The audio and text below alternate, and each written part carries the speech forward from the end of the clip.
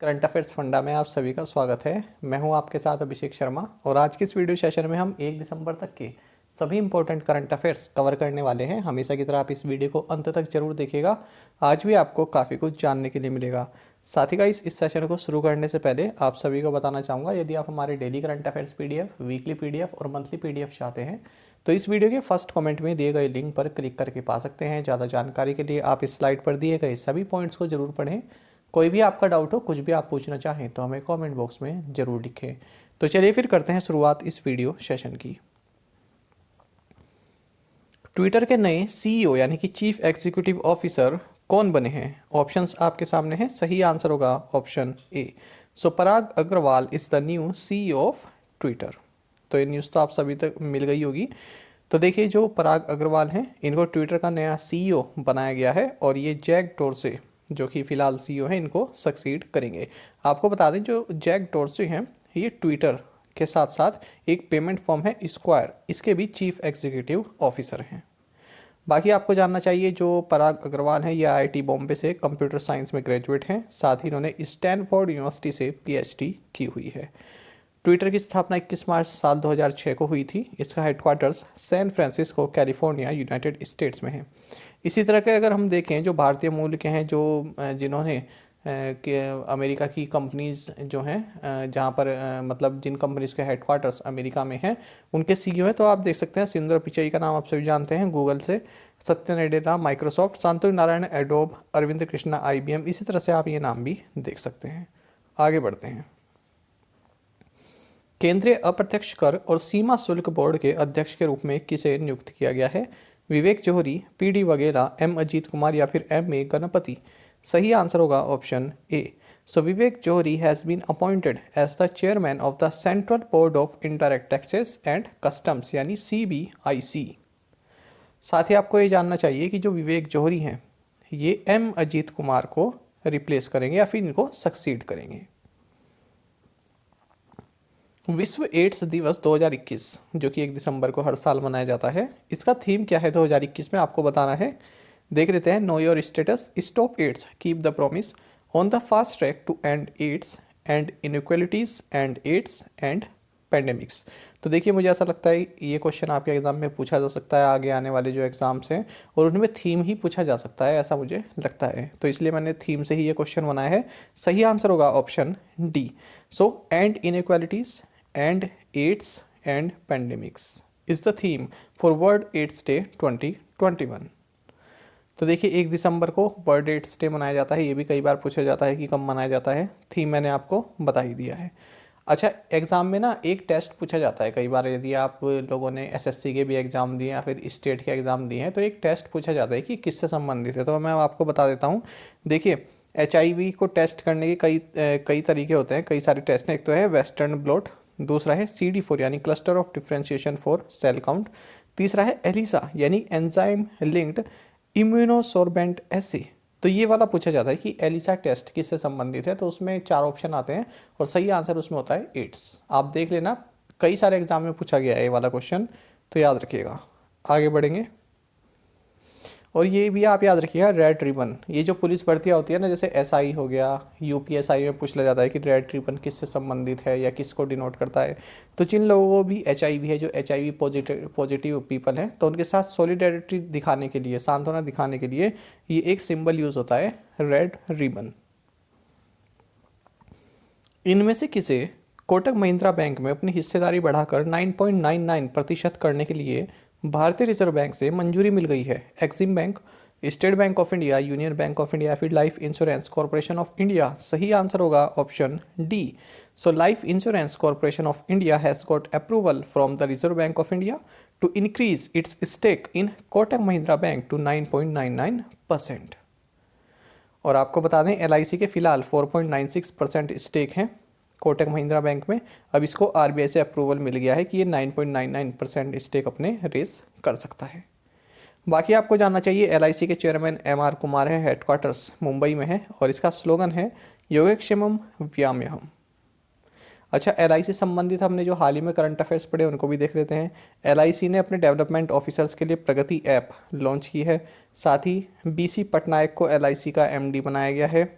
साथ ही LIC का IPO होने वाला है, तो इसके लिए गवर्नमेंट ने सिरिल अमरचंद मंगलदास इस लॉ फर्म को अपना लीगल एडवाइज़र चुना है। ये सभी क्वेश्चन हम MCQ फॉर्मेट में भी देख चुके हैं, ये आपके रिवीजन पर्पस के लिए बताए गए हैं। आगे बढ़ेंगे। मरियम वेबस्टर का वर्ड ऑफ द ईयर क्या है? तो ये एक डिक्शनरी है, आपको वर्ड ऑफ द ईयर बताना है इसका। NFT, वैक्स, वैक्सीन या फिर मेटावर्स। सही आंसर है option C. So vaccine is the word of the year of Merriam Webster. ठीक है, बाकी आपको अच्छा एक चीज़ जानी चाहिए, वैक्सीन जो है ये लैटिन वर्ड वैक्सीना या फिर आप वैक्सीनस या वैक्का इससे बना है। ठीक है, और इसका मतलब क्या होता है? काव से संबंधित। ये जो लैटिन वर्ड है ना वैक्सीनस, ये सब काव से संबंधित हैं। देखिए यहाँ पर लिखा भी है द लैटिन फॉर काव इज़ वैक्का। तो काव को जो लैटिन में बोलते हैं वैक्का बोलते हैं, तो इसी से ये वैक्सीन शब्द बना हुआ है। हाल ही में शायद EPFO का एग्ज़ाम जो हुआ था ना, उसमें ये क्वेश्चन पूछा गया था कि जो वैक्सीन है ये किस ये लैटिन शब्द से डराई हुआ है, तो उसका मतलब क्या है?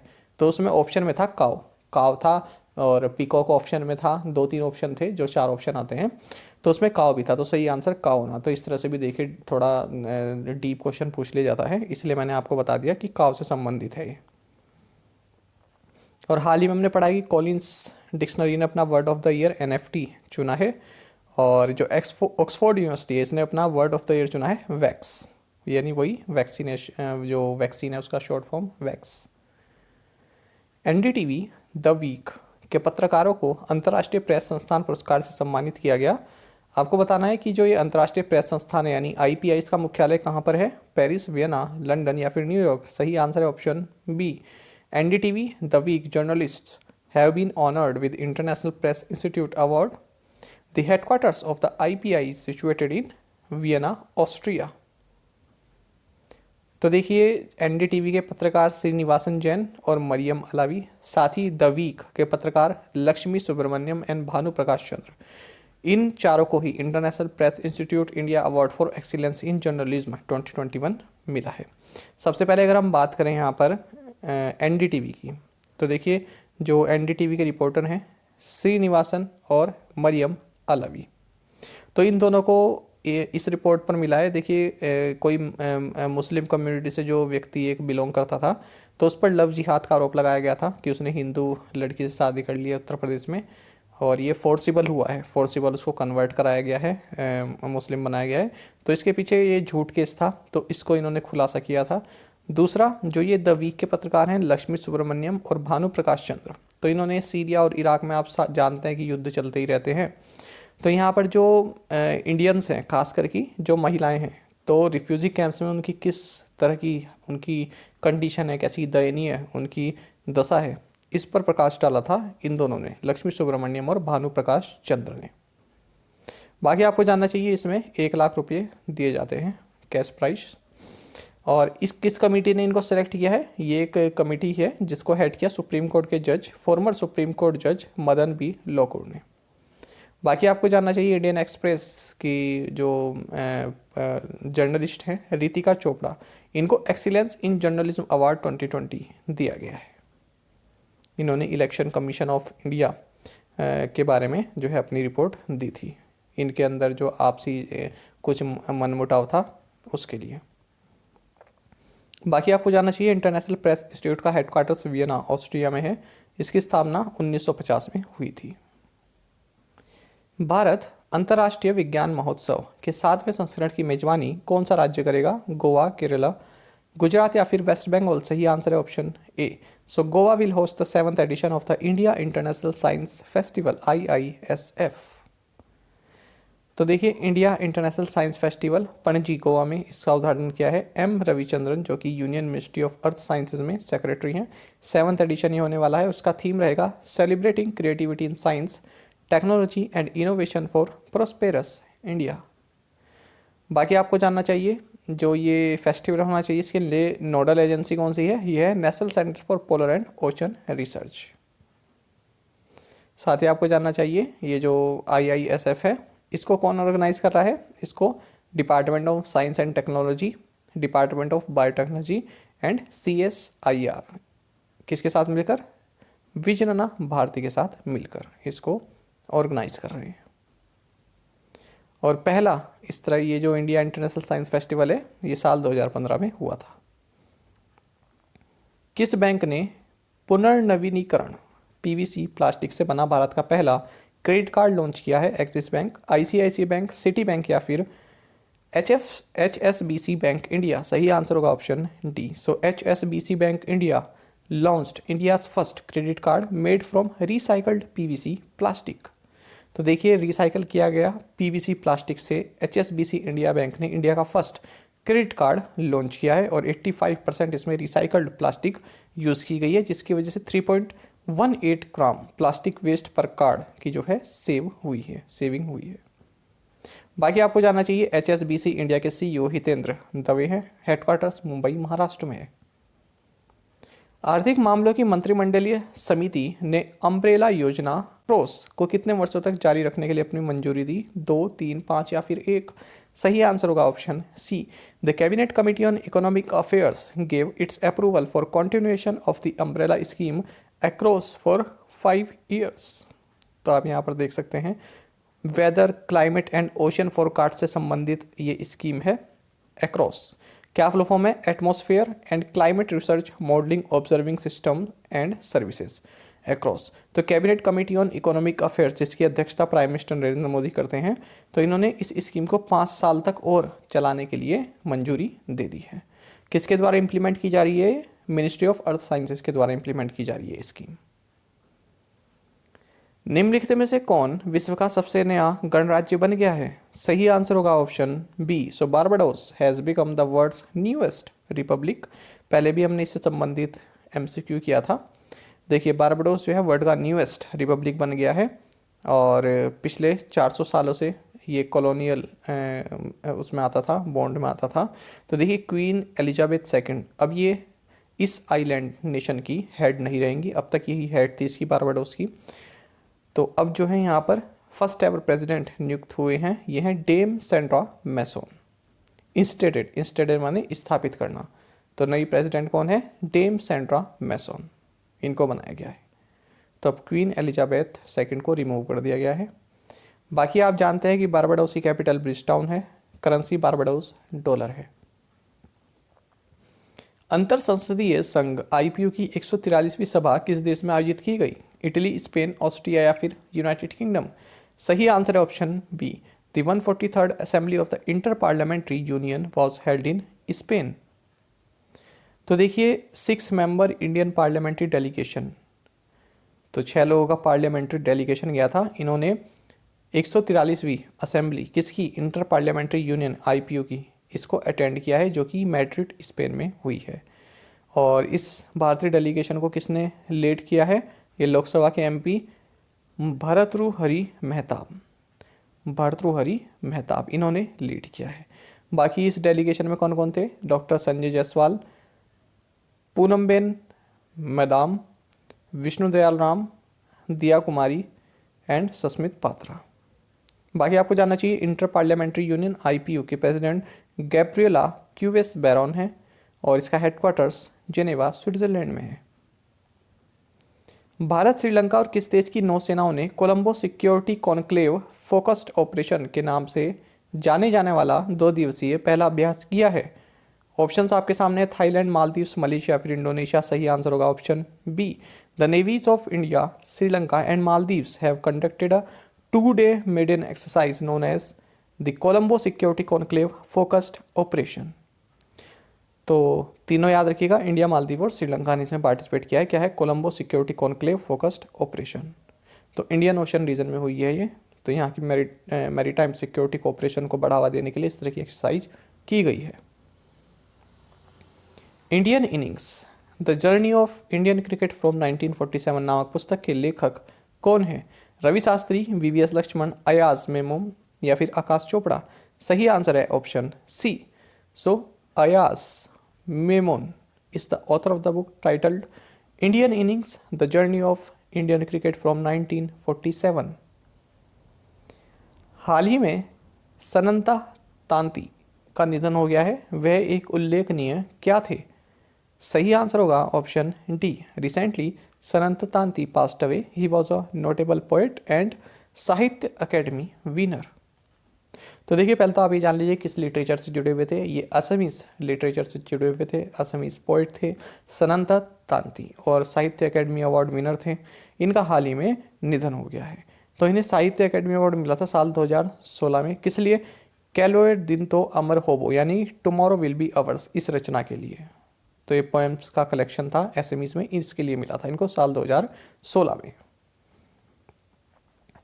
अश्विन रविचंद्रन टेस्ट क्रिकेट में भारत के लिए तीसरे सबसे ज़्यादा विकेट लेने वाले गेंदबाज बने हैं।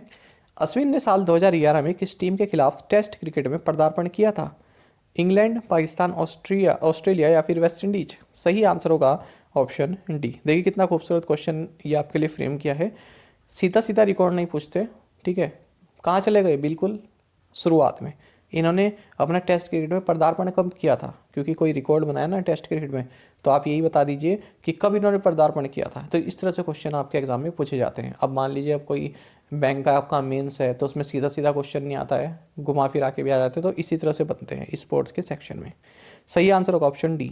Ashwin Ravichandran became the third highest wicket taker for India in test cricket. Ashwin made his test debut in 2011 against West Indies. तो देख सकते हैं यहाँ पर पहले नंबर पर अनिल कुंबले हैं जिन्होंने 132 टेस्ट खेले और 619 विकेट लिए। फिर कपिल देव आते हैं जिन्होंने 131 टेस्ट खेले और 434 लिए। फिर आर अश्विन अब आ गए हैं तीसरे नंबर पर, 80 टेस्ट में 419 विकेट इन्होंने ले लिए हैं और इन्होंने हरभजन सिंह को पीछे छोड़ दिया है। पूरी रिपोर्ट जानेंगे इसके बारे में। तो देखिए अश्विन रविचंद्रन ये थर्ड हाईएस्ट विकेट टेकर बने हैं इंडिया के लिए टेस्ट क्रिकेट में, जब इन्होंने न्यूजीलैंड के बल्लेबाज टॉम लैथम को आउट किया। टॉम लैथम को आउट करते ही इनके 418 विकेट हो गए थे। अब इनसे आगे केवल अनिल कुंबले और कपिल देव हैं यदि हम इंडियंस की बात करें। आपको बता दें अश्विन ने अपना टेस्ट डेब्यू किया था नवंबर 2011 में वेस्ट इंडीज के खिलाफ दिल्ली में। साथ ही आपको बता दें चेन्नई तमिलनाडु से आते हैं और इन्होंने जो है वनडे इंटरनेशनल में 150 विकेट लिए हुए हैं, 111 मैच इन्होंने खेले हैं। साथ ही T20 क्रिकेट में भारत की ओर से थर्ड हाईएस्ट विकेट टेकर हैं जिन्होंने 51 मैचेस में 61 विकेट लिए हुए हैं। बाकी आपको जानना चाहिए जो फिलहाल एक्टिव टेस्ट क्रिकेटर हैं, टेस्ट बॉलर हैं जो फिलहाल खेल रहे हैं, उनमें भी Ashwin third highest wicket taker हैं। इनसे पहले स्टुअर्ट ब्रॉड हैं जिन्होंने 524 विकेट लिए हुए हैं और जेम्स एंडरसन हैं जिन्होंने 632 विकेट लिए हुए हैं। बाकी आपको जानना चाहिए अगर हम ओवरऑल बात करें सभी मतलब शुरू से अब तक की बात करें तो ये 13th highest test wicket taker बन चुके हैं। तो पाकिस्तान के वसीम अकरम को भी इन्होंने पीछे छोड़ दिया है। किस भुगतान बैंक ने पिनाक चक्रवर्ती को अपना मुख्य सूचना अधिकारी नियुक्त किया? Jio Payments Bank, Fino Payments Bank, Airtel Payments Bank या फिर इंडिया पोस्ट पेमेंट्स बैंक? सही आंसर होगा option C. So Airtel Payments Bank has appointed Pinak Chakraborty as its Chief Information Officer. बाकी आपको जानना चाहिए एयरटेल पेमेंट्स बैंक के MD and CEO अनुब्रता विश्वास हैं, हेडक्वार्टर्स न्यू दिल्ली में है और टैगलाइन है banking is now at your finger tips, India's first payment bank. अच्छा, पेमेंट बैंक के बारे में आपको जानना चाहिए कि पेमेंट बैंक बनाने की जो रिकमेंडेशन दी थी ये नचिकेत मोर कमेटी ने दी थी और भारतीय एयरटेल ने इंडिया का पहला पेमेंट बैंक लॉन्च किया था, एयरटेल पेमेंट्स बैंक, यही वाला साल 2017 में। और इसके लिए जो डिपॉजिट है तो आप मैक्सिमम डिपॉजिट 2 लाख पर कस्टमर यहाँ पर है पेमेंट्स बैंक में। तो ये तीनों पॉइंट भी आप याद रखेंगे। 2021-22 की दूसरी तिमाही यानी कि जुलाई से सितंबर वाले में भारत की आर्थिक वृद्धि कितनी रही? सही आंसर है option C. So 8.4% was India's economic growth in the second quarter यानी कि जुलाई टू सितंबर ऑफ 2021-22। तो देखिए जो सेकेंड क्वार्टर रहा है फिजिकल ईयर 22 का यानी कि जुलाई से सितंबर तक का, इसमें भारत की ग्रोथ जो रही है 8.4% की रही है, ऐसा ऑफिशियल डेटा ने बताया है। बाकी आपको जानना चाहिए जो फर्स्ट क्वार्टर था अप्रैल से जून तक का, इसमें 20.1% रही थी और पिछले साल अप्रैल से जून वाला जो क्वार्टर रहा था इसमें 24.4% से कॉन्ट्रैक्ट किया था, संकुचन यहाँ पे हुआ था इकोनॉमी में। तो तीनों ही चीज़ें आप याद रखेंगे, खास करके फर्स्ट तो आप याद ही रखें। अब देख लेते हैं प्रीवियस असाइनमेंट क्वेश्चंस के answer. C2 plus 50% formula is related to which issue? तो ये MSP से संबंधित है, मिनिमम सपोर्ट प्राइस से संबंधित है। आजकल इसकी मांग चल रही है किसानों की ओर से। और वैसे ये क्या है? ये formula of calculating cost of cultivation यानी कल्टीवेशन कॉस्ट को कैलकुलेट करने का ये फॉर्मूला है। Name the governor and chief minister of Kerala. So governor is Arif Mohammad Khan and chief minister is Pinarayi Vijayan. Ambuvati Mela is an annual Hindu Mela held at which state? Answer is Assam. Held at which temple है यहाँ पर? Kamakhya temple में होता है आसाम में. Where is the headquarters of Organization for the Prohibition of Chemical Weapon located? Answer is The Hague, Netherlands. The central government sets a minimum support price for 22 mandated crops and fair and remunerative price for sugarcane every year. देखिए अगर आपसे पूछा जाए कि कितनी crops के लिए MSP है तो आंसर होगा 22. और शुगर केन के लिए क्या क्या किया जाता है? ये आता है फेयर एंड रिम्यूनरेटिव प्राइस. ठीक है, एमएसपी 22 क्रॉप्स के लिए और शुगर केन के लिए क्या तय किया जाता है? Fair and remunerative price.